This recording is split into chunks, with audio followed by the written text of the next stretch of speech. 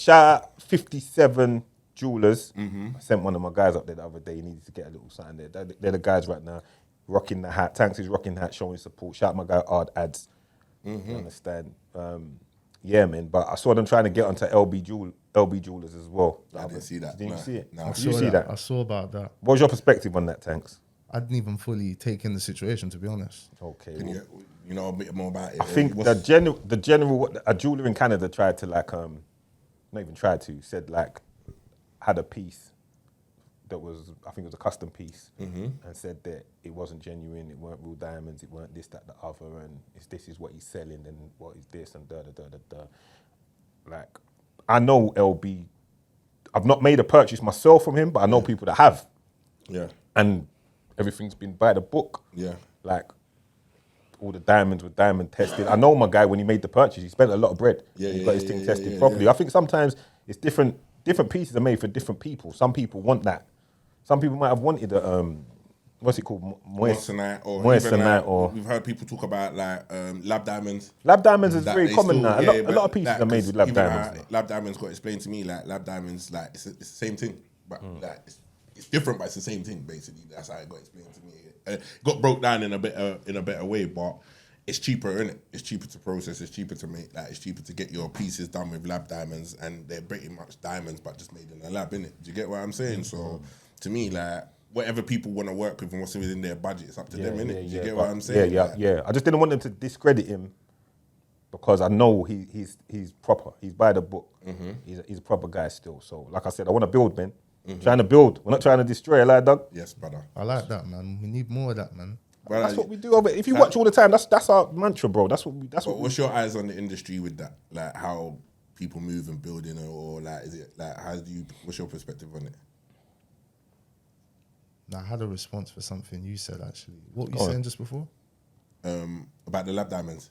The lab diamonds. Yeah, I was gonna say did you see Unknown T's chain got seized by the airport at the police by the airport? Talk to you about it. Yeah, go on. I saw that. Yeah. Is it what the one with the flicky that comes out of it? Yeah. Do you reckon A jewelers need some responsibility for that then? Like if they end up seizing it and never giving it back because they seized it already.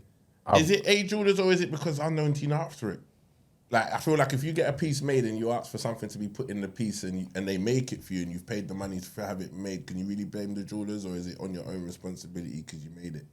You get what I'm saying, kind of thing. Like if A jeweler's saying, "Listen, I can make this piece for you. It's gonna cost you, boom, boom, bam," and you slap the money down, he makes it for you. It's your responsibility. If you're going to an airport now and you've got a knife in your chain, then basically don't take it with you aboard, innit? I think it all depends. Okay. I think Unknown T didn't realise that it could be seen as a weapon.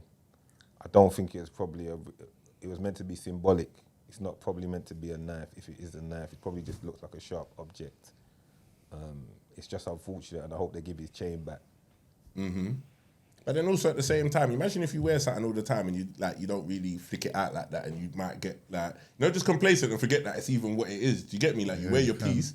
And you're wearing your piece all the time and you're probably forgetting and you go airport, you're flying out, you got your jewelry on and then all of a sudden they're like clamping down on your shit. You get what I'm saying? Could be that as well. It's actually got the thing coming out of it, yeah? Yeah, if you flick down the back, a little like, poker comes out. You get me? Yeah. Let's move on. Best way to describe it. Let's move on still. I think it depends on what A jewelers told Unknown T. I feel like they might have had some responsibility to tell him that, it could get... Wait, so in which way though? Like, because you got to sell legal, you got to sell things in the UK legally. Yeah, okay. Like you can't sell something that's illegal to have, can you? That's why I said I think it must be legal. Yeah. It might look like it's that, but it could be plastic. You see what I'm saying to you? That too. Like I said 5 minutes ago, yeah. I was going to talk to you about this anyway. I want to build, I don't want to destroy. Like, Unknown T wants his chain back. He comes from a certain circumstance. He's managed to accumulate enough money that he can buy himself a nice pendant and chain. He might have made an error in design, but I don't think he should be penalised by taking a big old chain of his that, we come from nothing, bro. So we make mistakes, innit? So if he's made a mistake, let him know the mistake. If there's a bit of it that's the bit of the plastic that's too sharp, cut it off maybe and get it back to him. But get you back his chain. Can't want to take back the whole chain. You understand? We make mistakes, bro. You see what I'm saying? That ain't a cheap loss. Yeah, it could have just been. It's an error in judgment, innit? That's what I call it. That's what we call it, Tankz. An error in judgment. That's what. But this is what I'm saying about you and the mask thing now. All right, watch this. On the video, you're saying like, yeah, unknown team's crying about not getting his chain back. Yeah. Tankz is saying that. Would you in real life, suppose you're back on team now and he says, why are you saying I'm crying for? Are you going to be like, what, because you was crying, bro? You know what it is? That is so true. Because in a lot of my videos when I'm editing, now I'm realizing as I've actually got a voice, like people are going to hear these things. In editing, I remove a lot of stuff. You know what I mean? And some things slip through the crack. That one there, it slipped through the crack. I hear you. And even watching back, not even just saying this for the camera, even watching that one back, I thought the same thing for that part as well. In the past, I've said more mad things, you know what I mean? But now it's going forward, like, I've been slowly trying to, you know, I respect listen, it, you know what I mean? And that's honest. I respect you for saying that because what it is, I'm not trying to handicap you with one arm when you've got to make your content. You got to make your content, sorry. But I just watched it and I said to myself, you got to understand where the man them are coming from. You know it, you're around it. Man them don't get it right every time. So the feds are going to do their job anyway. So if we're making a video, we don't want to do anything to kind of make it more like, you see what I'm saying? To make it worse. But you've got to do what you've got to do. Was that what you reckon that one did? You reckon that one made it worse? You want my honest opinion? Yeah. I didn't like that. All right, the feds have got it already, innit? If they've got it. But you having a video and saying, yeah, you know, look, and this is where this is where the flicky comes out. Look at the video, the flicky comes out from here. I didn't like that, bro.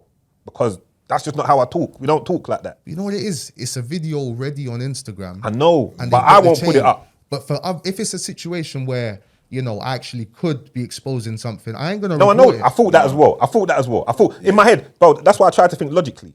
I thought that as well because I thought to myself, I know you're just saying what's already out there already, and to me, I'm looking at you as a civilian youth that wants to do what he's doing in life, and I can respect that. I don't even pay too much mind into some of the things you say because it's like some of the things you say I know. About yourself, I mean, not about others. I think you're doing it for the reasons you're doing it. So I just look at it as you're a civilian, you saying these things, so you're cool to say it, But I do think sometimes if you're blurring the lines and you're gonna be like moving like you're not a civilian, people might not get it. That's what I'd watch. You got me. You get what I'm saying? People might not get it. I can get it. Some people might not get it and be like, hold on, but what? If you ain't a civilian, you can't be. Then it's a problem. But when you're a civilian, I see what you're saying. You can say it all day long. Like I can say, like coming across your content recently. Like I can say, coming across your content recently. Yeah.